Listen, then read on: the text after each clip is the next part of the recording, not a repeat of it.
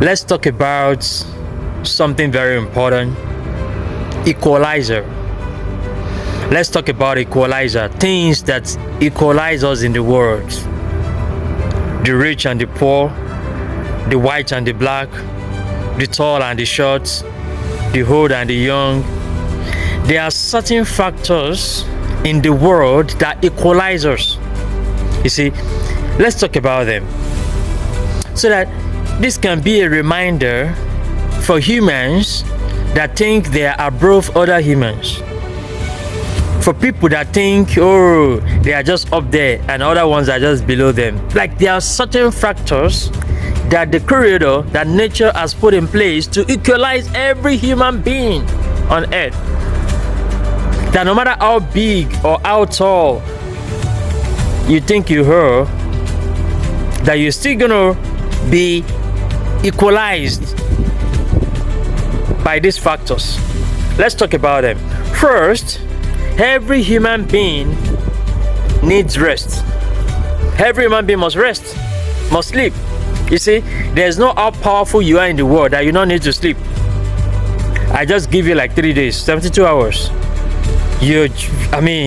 Even before that time, you can be sure your brain's already shutting down, like it's gonna shut down. Because you just have to rest, you have to sleep. Because you need sleep. It is part of nature. It is just ingrained in our beings as human beings, you see. You need sleep. Now, what about food?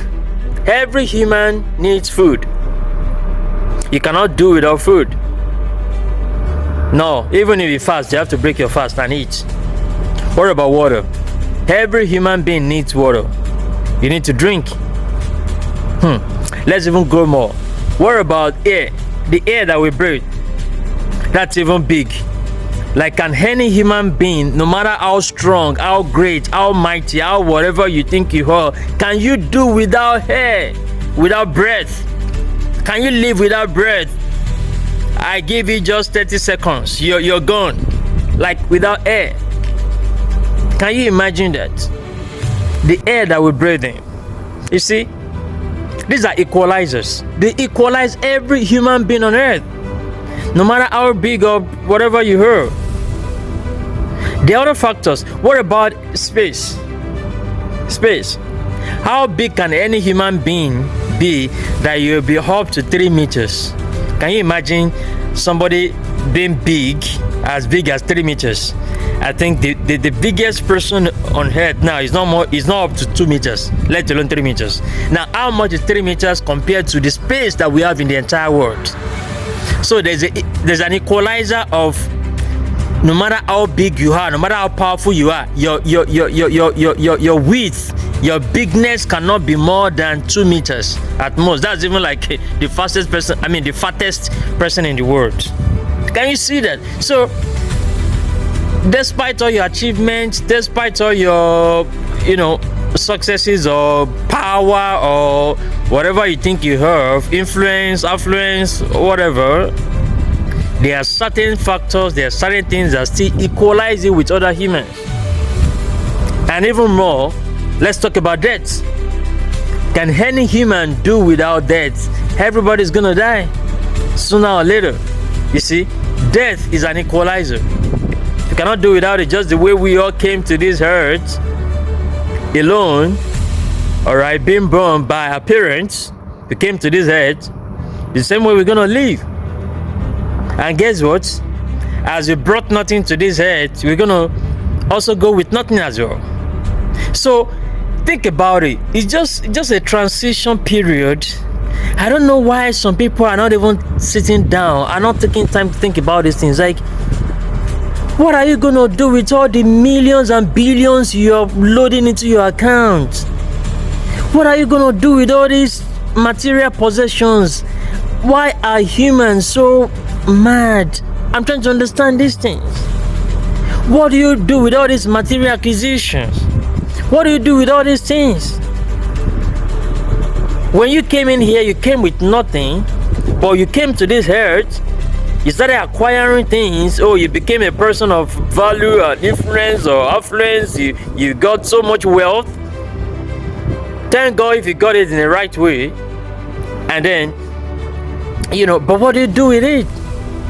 What do you do with it? Oh, some say, oh, I want to keep wealth for my children and children, and they tell you like, oh, 100 generations to come. Like, what are you talking about? Is that the main value you're giving to children? When the Bible says a wise man or a rich man leaves wealth for his children and children, is it just talking about material wealth, or is talking about the value, the inner value that you give your children for them to even produce much more wealth than what you have given them? You see, when so many people are wallowing in poverty around us, and you're saying you're keeping wealth for your children, is that not stupidity? What wealth are you keeping for your own children when you're supposed to focus on your present? Your children are going to produce their own wealth. They're going to produce their own wealth, and even much more. When you give them the principles, you give them the value, they're going to produce their physical wealth. They're going to produce the physical wealth. That's what the Bible says about a rich man gives wealth. What is the most important wealth? Tell me, is it the material possessions? Something can be wiped out in seconds. Is that what you're keeping for your children? I'm not saying you should not leave properties for your children or whatever, but I'm telling you that you should focus more on the inner values, because that's what's going to make them to even maintain whatever wealth you've given them. You see, but I'm mentioning that because I see many of all these guys, these so-called rich guys, that they say, oh, they're just accruing wealth for their children and children, and then they're leaving other people in poverty. You cannot help other people because you're keeping wealth for your children. What is that? What is that? You should use your wealth to influence, to bless other people. You should use it to help other people. Oh, some say, but I'm not a philanthropist. So what are you talking about? Okay, you're not a philanthropist.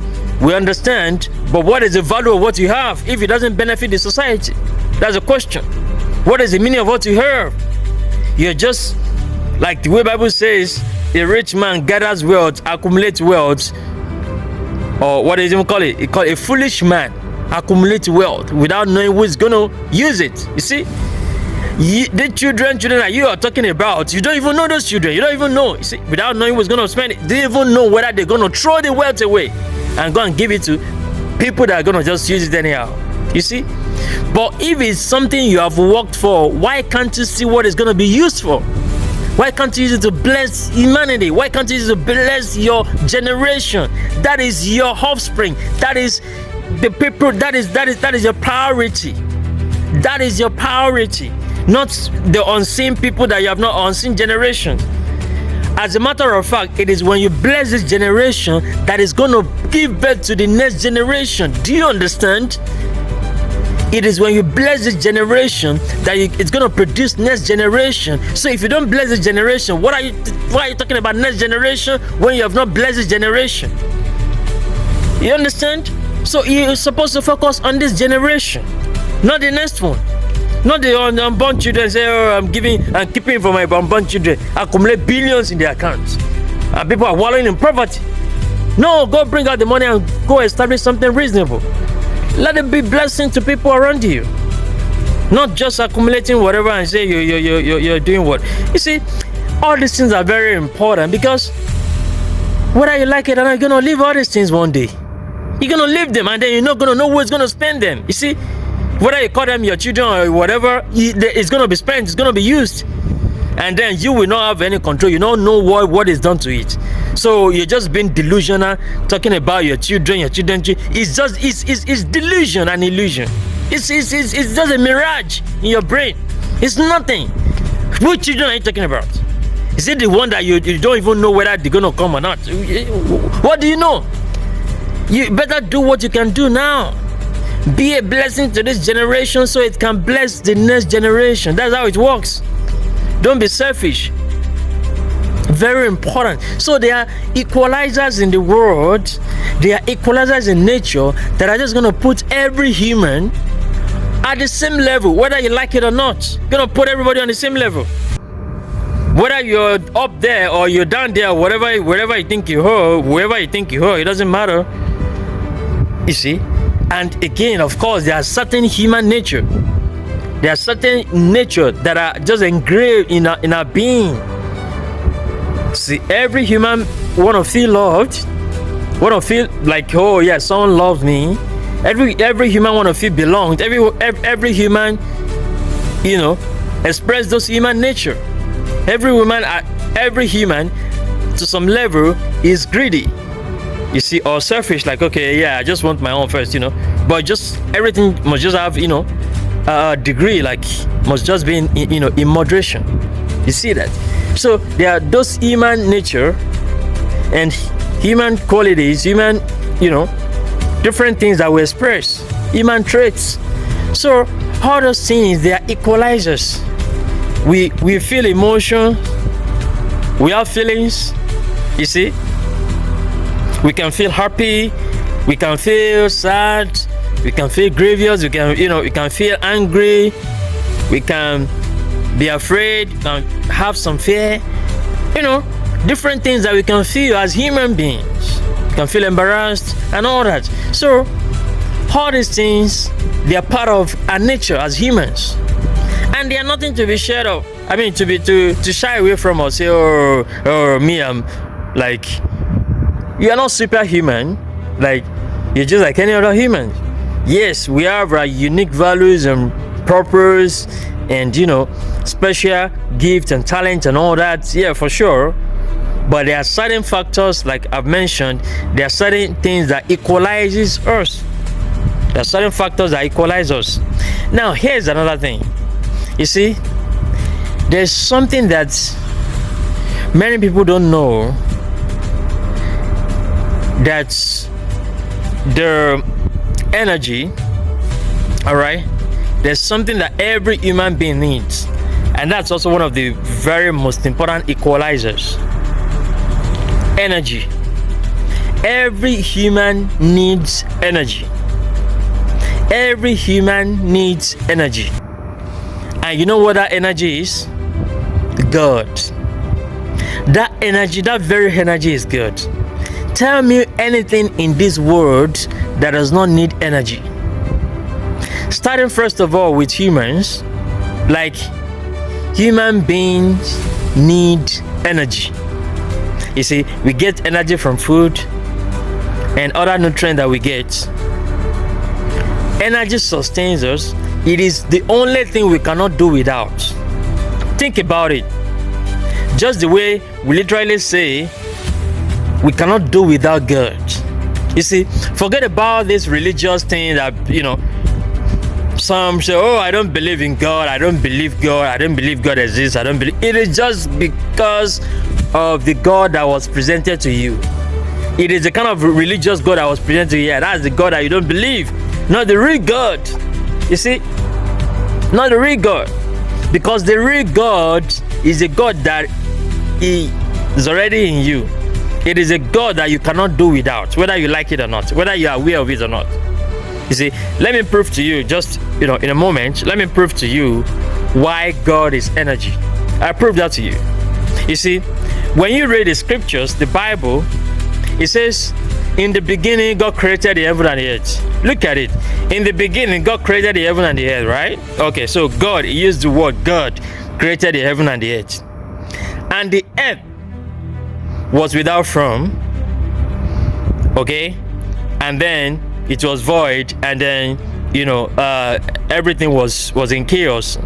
All right, so let's leave that. Let's go to John 1:1. In the beginning was the Word, and the Word was with God, and the Word was God. Do you see that? In the beginning was the Word, and the Word was with God, and the Word was God. All right, so in the beginning was the Word, and the Word was with God, and the God was Word, and the Word was God. All right, so let's go back to Genesis again. In the beginning God created the heaven and the earth. Now the Word that was God, is that by him all things were created, and there was nothing that was created that was not created by the Word. So which means it was the Word that created all things. And then go back to Genesis again. God created the heavens and the earth. So that means the world, it was the Word that created the heaven and the earth. Okay, good. Now the Word that created the heaven and the earth was what? Was the energy. Because the Bible says in that Genesis, it shows us how God created the heaven and the earth. And God said, let there be light. And there was light. And God said, So God used the word to create the heaven and the earth. Now that word is energy. Imagine as I'm talking right now, I'm releasing energy, the sound energy. So the energy that is the word that created the heaven and the earth, it is that energy that is God. Because if the word is energy, and then now we know the word is God, so energy is God. You see that? Energy is God, God is energy. And then you see it even practically, like if you look at everything that science has described about energy, you see that it's all about God. It's everything about God. You see, science says energy can neither be created or destroyed, but can be transformed from one form to another. You see that energy can neither be created or destroyed. So which means what? Which means God can also neither be created or destroyed. Nobody has created God, but God can bring about everything. God can, can create everything. It can appear in different forms. Jesus said, I'm the bread of life, I'm the light of the world, I'm the resurrection and the life, I'm the way, the truth and the life. You see, it was it, I'm this, I'm this, I'm this, I'm that, I'm this, I'm this. Because yes, that is energy. It can exist in different forms. You see that? It can exist in different forms and take different shapes and appear in different ways, just to let us understand that yes, this is God, this is energy. You see? And what do we need? What do we do in this world without energy? Tell me. It's all about energy. Anything that works in this world needs energy. Anything that lives in this world needs energy. Anything that has life in this world needs energy. Anything that functions, anything that grows, anything that does any good work at all needs energy. Even look at your phone. Your phone needs energy. Look at it. Chemical energy, electrical energy. Your body needs energy. So tell me how you can live without God. Every human being needs God. Whether you like it or not, it doesn't matter. Every human being needs God. You already have God in you anyways. So live religious God alone. Live religious God alone. We are talking about the real God. We are talking about the real God. The scientifically proven God. The realistic God. I'm telling you this. You can... Maybe later we can talk more about it, like we can prove it further and further and further and further. You understand that everything science has described about energy is the same as God. I tell you this. Everything science has proven and, delineated is all connected to God. It's God. That's how you know energy is God. And we must understand that, because yes, that is how we can even have better and, brighter understanding about God and walk in that understanding, walk in that revelation. Because yes, that's how we can even as a people maximize our living and potentials. Very important. Yes, so please like and share this video. Share very important things we're sharing, and I will see you in the next one. Thanks so much for watching, and bye for now.